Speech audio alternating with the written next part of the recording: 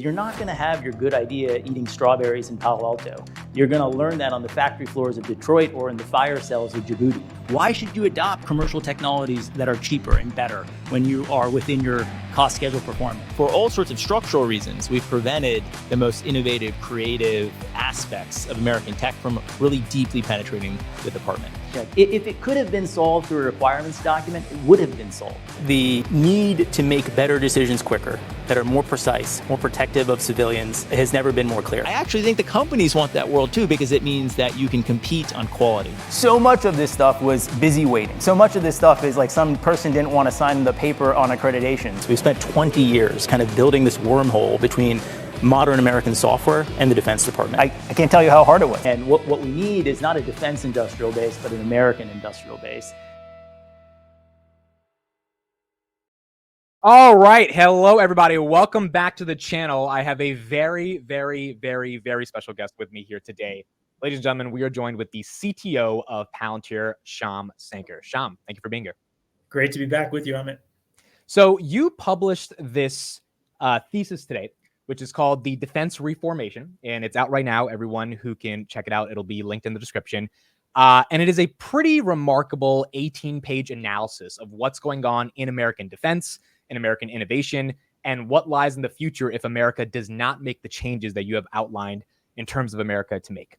So you start off this thesis, or the central premise of your argument is that we are in an undeclared state of emergency. What is that current state of emergency that most people aren't recognizing? Well, fundamentally, the West has lost deterrence. You know, you can go back to 2014, roughly in that time period, red lines were crossed in Syria. The Iranians were enabled to get the bomb. The militarization of the Spratly Islands by the Chinese, the challenges and progression of nuclear capability with North Korea, like generally speaking, and the annexation of Crimea. How could I forget that? So if we fast forward a decade from then, we see that a lot of the consequences have kind of were rooted in what happened back then. And in order to have a peaceful world, we need to regain deterrence.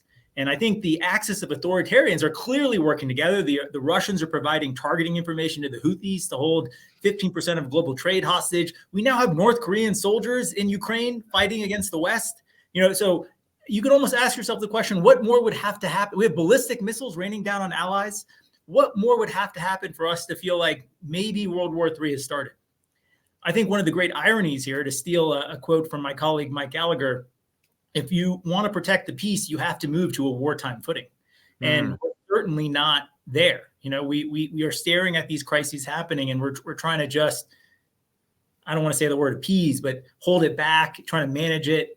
And I think it's time to go.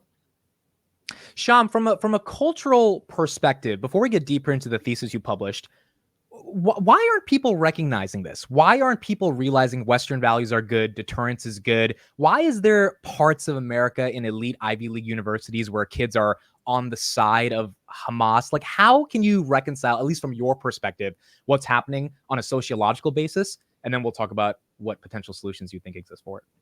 It's one of the most jarring things, you know, as an immigrant, came to this country fleeing violence in Nigeria. My father raised me with a stark sense of the counterfactual. But for the grace of this nation, you'd be dead in a ditch in Lagos. And I think there's a fair amount of self-loathing going on. There was a recent survey that showed only 27% of the youth believe in American exceptionalism. Right. And I think that's because they haven't been presented with the alternative. The founder of Koch Industries, famously, his belief in the free market system came because he actually went to the Soviet Union to build refineries. And he saw that system firsthand. He said, this is the opposite of what's going to work. So I think there's a way in which, you know, maybe the last 30 years, the last 3 decades of global supremacy, having won the Cold War, maybe more accurately, the Soviets lost the Cold War. We kind of lost kind of the footing in the sense of how the degree to which America is a force for good and how much it's worth defending and fighting for. And so if you have this sort of nihilism, it's a problem. So that's one element. I think the other element that's really important is that competency matters. Like, things have to work. You know, when doors fly off airplanes, when Intel may no longer exist, when you don't know what to believe about what's happening during COVID, all of these things question the legitimacy of our institutions, both public and private. Correct. And I think that then breeds a nihilism in society. Why believe in anything? Institutions don't matter. Maybe they should be torn down. Who cares? And obviously that's not true at all. It's a gross violation of Chesterton's fence. These things matter a lot. And we have to get them to work really, really well. You know, it's very interesting. I think one of the words you mentioned there that I've been realizing, I just turned 27 a couple of days ago, is complacency. And ironically, I turned 27 a couple of days ago, so I'm getting older in life, but I also came back from India after 5 years, and I got to visit a country that my parents immigrated from to give me a better life. And it's just one of those things where you look around and you're like, yeah, things aren't perfect here. And things definitely aren't perfect in the United States, but they're a hell of a lot better than what things are going on right here. And I think that lack of perspective, that lack of nuance, that lack of understanding that if there's no Tesla, there is no electric vehicle, which means there's no chance to combat climate change. I think that's missing in the youth at a very deep level. And I think it's really important to have some level of public awareness against that counterfactual. If we go back to 1993, you talk about this at the start of your argument. After the Cold War, the Secretary of Defense had a dinner at the Pentagon. Now, this was a really important dinner. From your perspective, why is this dinner referred to as the Last Supper, and what implications does it currently have on the nature of American defense? Well, Norm Augustine, I think, titled it The Last Supper. He was the CEO of Martin Marietta, now Lockheed Martin. And it was really this dinner that they had. They said, look, the Cold War's over. We, as a nation, expect a peace dividend. We're going to slash defense spending 67%. You know, just to put that, every dollar we're spending before, we're only going to spend 33 cents now. So it's a very significant cut.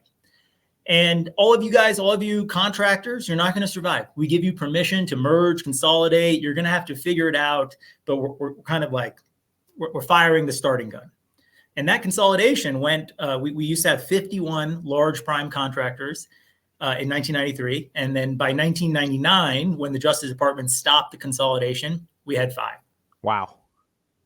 And so the reason for that consolidation essentially was the lack of the DoD wanting to have a diverse defense base. Was that kind of the core logic? The core logic was that we can't afford the base that we have. You know, I mean, I think now in the fullness of time, we understand how expensive saving that money actually was. Right. But I think also to democratic society, it's very reasonable to that is the will of the people that we have elected. It kind of makes some sort of sense. You could say it's overdone. I think the real challenge. So when people look at this event and say, what were the consequences of the Last Supper? They often point to a lack of competition inside the industrial base. We used to have 51 choices. Now we have 5. Right. I think this actually misses the true consequence. Like the Last Supper was the beginning of the financialization of defense. You got rid of, this conformity that comes from consolidation. It pushed out the founders. It pushed out the innovative engineers into other sectors in the U.S. economy. They're now in tech. They're now in manufacturing. They're in other places. And you replaced it with essentially a very financialized model of cash flows, dividends, buybacks, with a cadre of what you might, impolitely call yes men. Do whatever the government asks you. I once had a senior government official tell me when I was critiquing, a requirement they were asking for. He said, "Look, if I ask for a 3-wheel Jeep, give me a 3-wheel Jeep." And I think what we want to aspire from our industrial base is, no, here's why it needs a 4th wheel, and here's how I'm going to do it better, faster, cheaper. Right. And this starts to speak to monopsony. We all know the term monopoly when there's one seller of a thing and how much market power that creates. Monopsony is the opposite when there's one buyer. Arguably, there's one buyer for an aircraft carrier. There's one buyer for defense. There's a way in which the Defense Department is legitimately a monopsony. But if you believe in the free market system, you want to fight that instinct at every turn you possibly can. If you believe that the free market, that competition, a competition of ideas, of creativity, that there's fundamental uncertainty that needs to be hashed out, then you want to figure out ways of leaning out of the fact that you're a monopsony and leveraging and creating as many market forces as possible to deliver innovation. Kind of gotten to the point where, one of my quips, is, I'm sure you've heard, is like everyone, including the Russians and the Chinese, have given up on communism. Yeah, I was just about to quote this. So you write in the Defense Reformation, I'm happy you brought this up. I quote, "Everyone, including the Russian and the Chinese, have given up on communism except for Cuba and the DoD. The only problem is that we are bad commies." And so when you write that in the context of a monopsony, essentially your argument is the centralized planning that we do as the single buyer for all these defense products leads to a horrible form of innovation inside of defense. That's right. I mean, as the world has evolved, we're not good at central planning, and I would just arguably say, like, how many of us thought of the iPhone before Steve Jobs made the iPhone?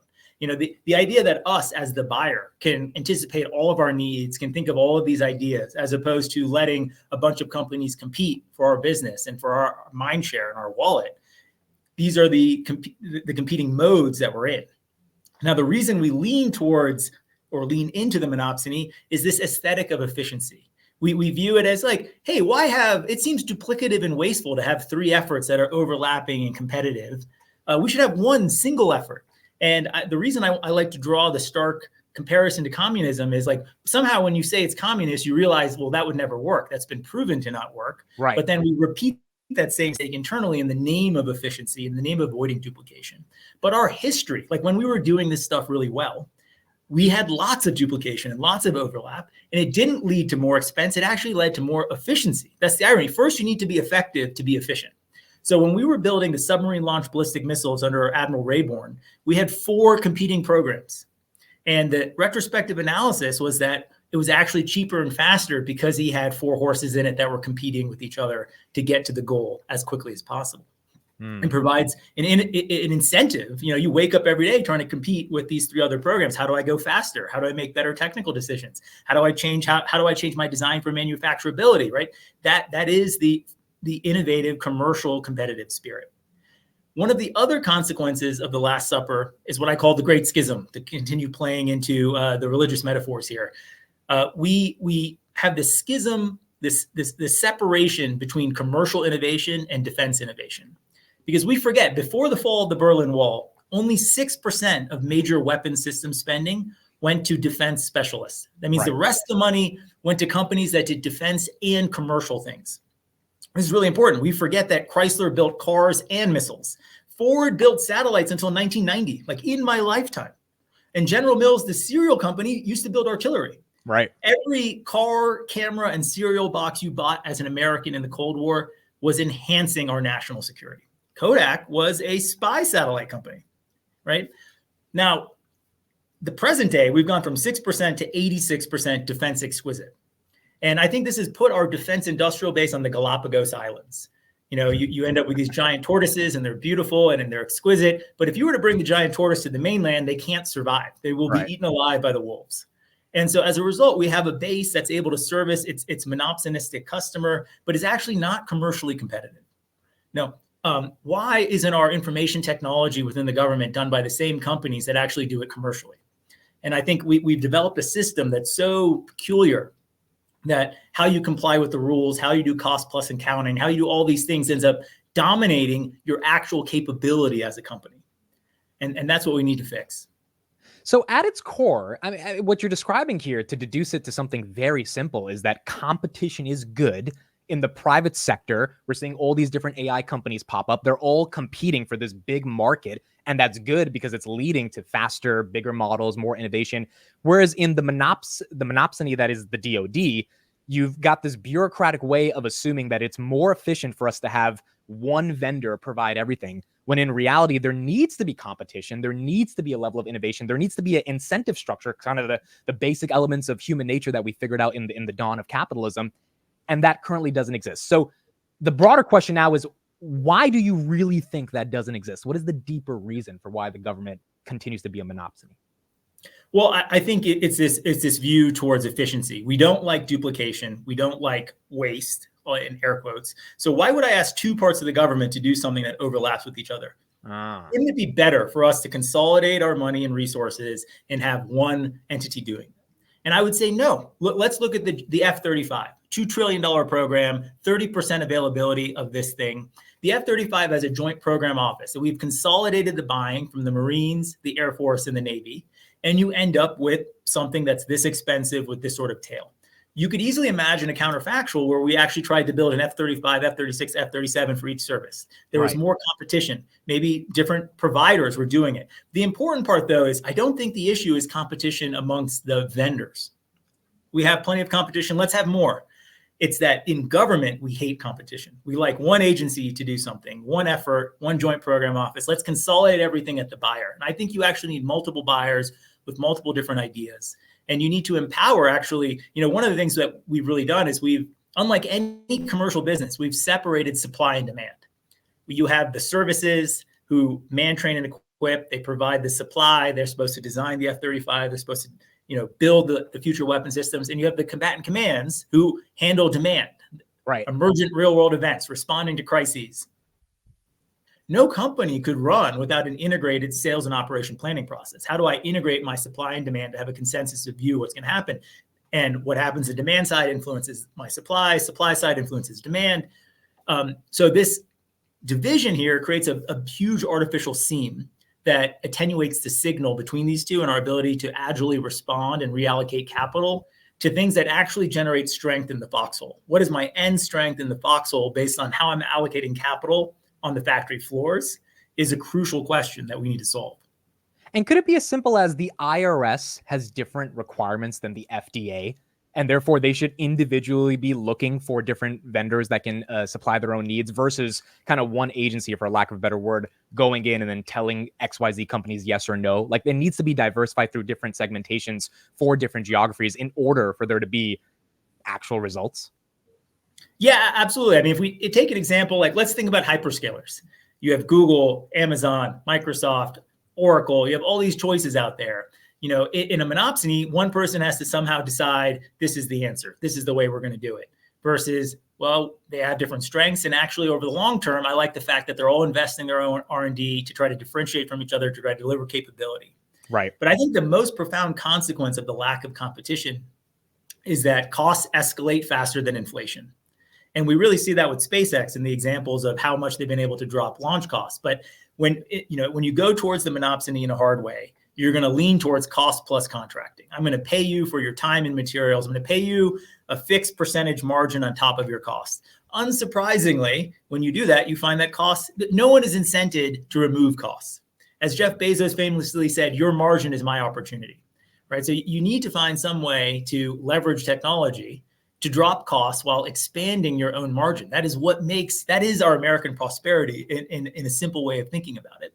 And we're unable to harness that in defense because of how we think about contracting and how we think about the relationship. We have a zero-sum fixed pie mindset instead of thinking about actually defense as the most important first buyer to prime the pump on innovation. Some people in defense, like I'll click on the SpaceX example here. So some people in defense like to say, well, Elon doesn't really care that much about the DoD. He is going to invest in things that get him to Mars. Right. And so if you have a fixation on control of your vendors, that's very unappealing to you. You want to be the most important customer. On the other hand, if you are thinking about outcomes, the fact that he has a fixation on getting to Mars is why he's been able to drop launch costs by a factor of 1,000. He needs to accomplish that to accomplish his goals, which fundamentally changes U.S. national security. And we can actually go much further back in time. When Bob Noyce, CEO of Intel, co-inventor of the transistor, at some point in the late 60s, 95% of his sales were to the Apollo program and to the DoD. Yep. But he was never trying to be a defense supplier. He always was using that as a way of developing technologies that would mass commercialize integrated circuits, into hearing aids, into TVs, he saw that future. And this was a way of it. And because he saw that future, he could forward price, he could invest in the R&D, he could drop the cost of integrated circuits to a point where the DoD was able to do assault breaker. That was our first strategic offset against the Russians, where we had precision munition targeting that provided meaningful deterrence. So we were able, as a nation, to harness our economic prosperity, gave us additional advantages for national security. Our national security underwrote our economic prosperity. So it's almost like you have to let the dreamers dream, the artists be artists. And as a result, trusting in that American deep innovation, that culture that we have through Bob Noyce, Elon Musk, you will likely get the ramifications of that being innovation in the government space if you allow them to actually innovate. I mean, well said. That is the American way. That's the opposite of the centrally planned way. Right? You can't actually plan all these things. What you're trying to figure out is how you can be as agile in adopting these innovations and drafting off the idiosyncratic and impressive innovations of entrepreneurs, which we uniquely have in this country. I love quoting the statistic that comes from the former European Central Bank president, Mario Draghi, that in the last 50 years, Europe has created 0 companies worth more than $100 billion. Yeah. And in the last 50 years, America created all of her $1 trillion companies. No, it's quite incredible when you really think about it. I mean, taxi drivers had to ultimately adapt to the innovation that was Uber, but we were not going to not innovate against Uber. And it wasn't because of my opinion of how good I think Uber is. It's because consumers want Uber. LLMs, search engines, are going to have to adapt. If people stop using traditional blue links, they're going to have to adapt to how do they compete with different AI engines. And all of this is based on a healthy consumer demand in the marketplace. That I think what your argument is essentially that we need to bring that into the government.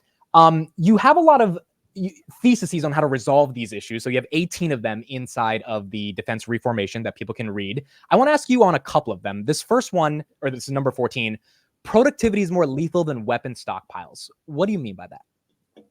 I think we got confused, and Ukraine is really a mark-to-market moment on that, where we thought that the stockpile of our weapons was the deterrent. But we went through 10 years of production in 10 weeks. So the stockpile is not the deterrent. The deterrent is your ability to produce the stockpile. So having won the Cold War, we ran most of our weapon systems on kind of this like minimal line, like what do I need to pay to keep like the bare minimum capacity open so that I can still produce units, even if it takes me a long time. The lead time for a Patriot is 8 years. So there's nothing if we wanted more now, there's nothing we can do to have it inside the Davidson window to deter China. And so we have to think about it's our ability to produce that is the deterrent. We need to think about that as the capability. We need to invest in things that allow us to produce more quickly. We need to change. I mean, one of the things you get with this sort of monopsonistic process is that nobody is designing for manufacturability. The whole system is incented to create more and more exquisite things that you can only make in small quantities.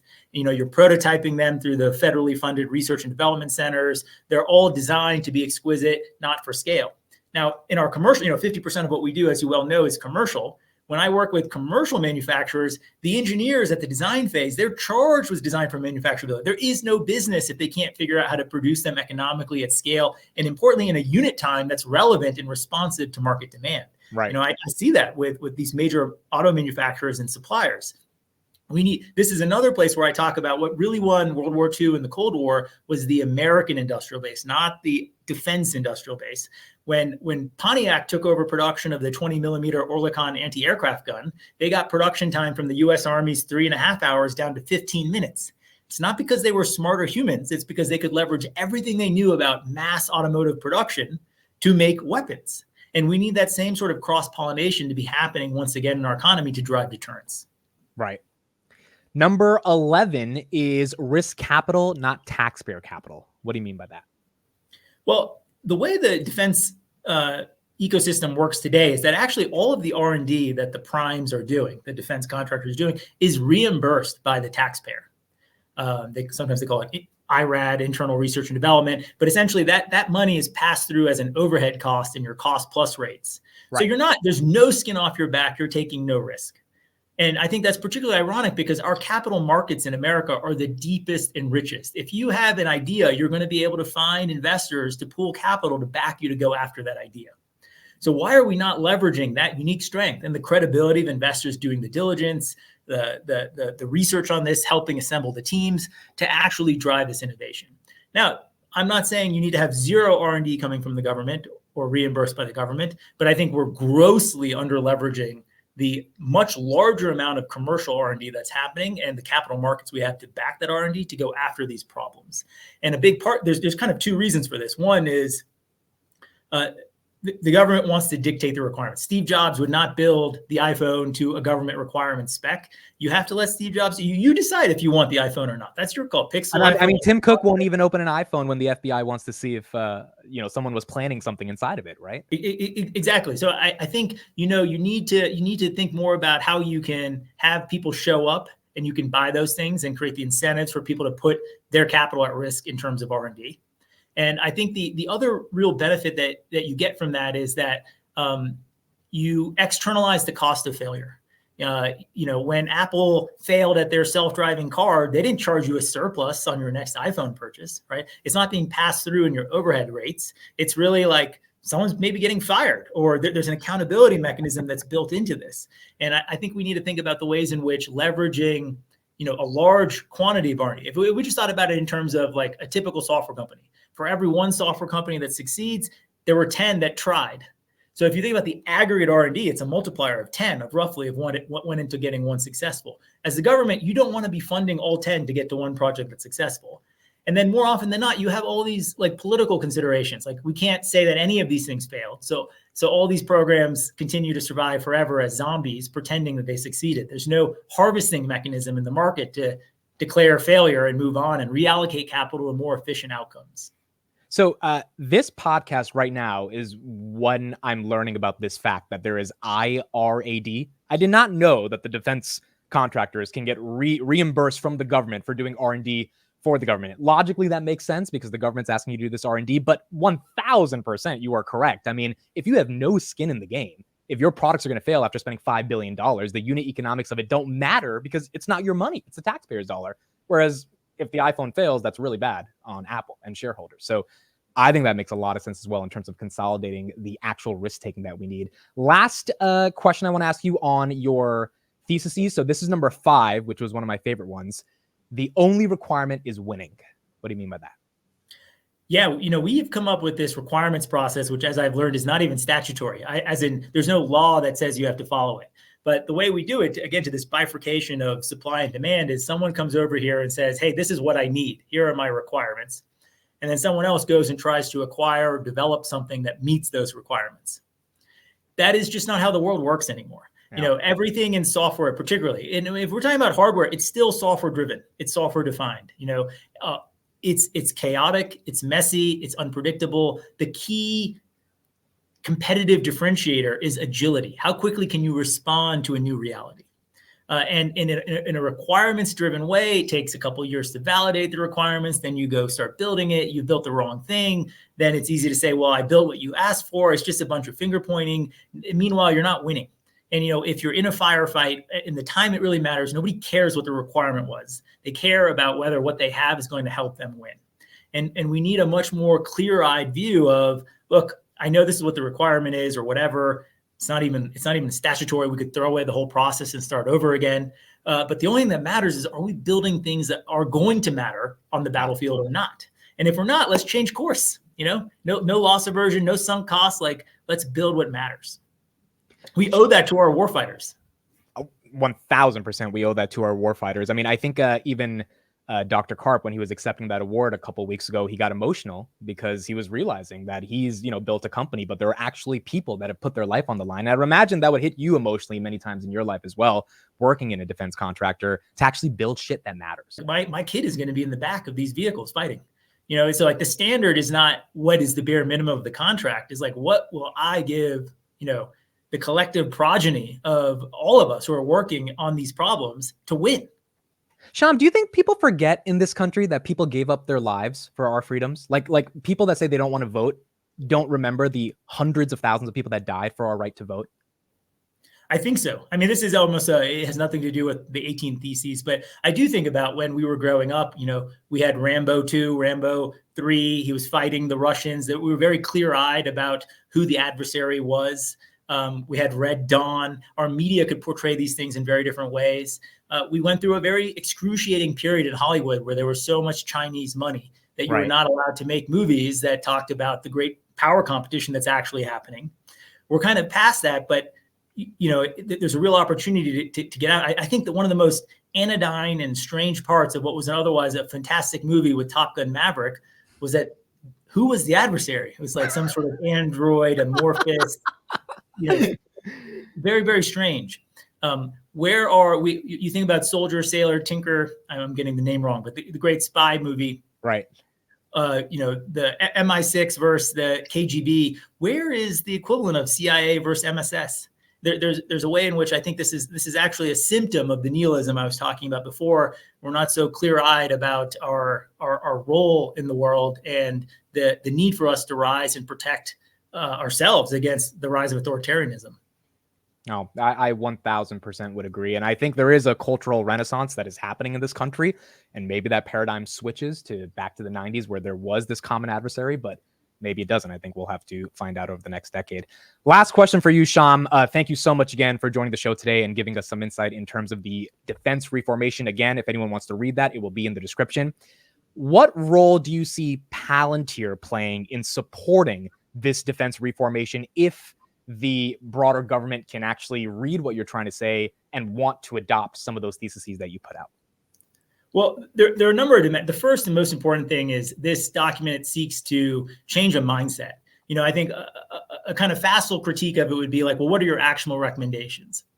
I think there are plenty of commissions and reports. There are lots of great ideas and recommendations out there. That's not my goal. My goal is to galvanize us on the set of problems with a contrarian view on what's actually driving these problems to get after it. And as a technology company, I tell you the most important problem is people. People matter. We have to get the trilingual leaders, people who understand tech, acquisition, and operations in the right roles to drive this change. We need to recognize that improvements in technology make the very best people more valuable. Everyone is fixated on how tech is going to make the median person better, and that's true. But what you're missing is it's going to make the very best person way better. These are parallel outcomes. So we gotta align around that. Gone are the days where a commander can say technology is for the nerds in the corner. If the technology is not for the commander, he's not using it right. Software is the most malleable weapon system. I'll tell you, after Hurricane Helene, we had 700 Army green suiters start using Maven to drive search and rescue operations within 24 hours. And they built all that stuff themselves, and these are not computer scientists. So software is absolutely the most malleable weapon system. It is the Iron Man suit for these heroes.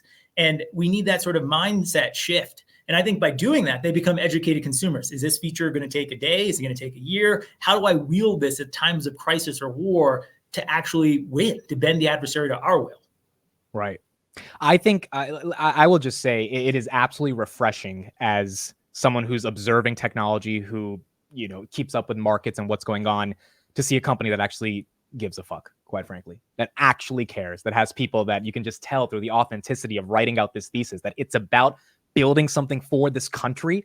And the byproduct of that is not only productive people, but GDP growth, economic prosperity. The foundation of what makes America amazing is this thesis that we actually care about defense. We actually care about preventing World War III. And I'm very, very happy that you are one of the people championing this thesis. So thank you, Shyam Sankar, CTO of Palantir, for being on the show. And everyone can read the Defense Reformation in the description. Thank you.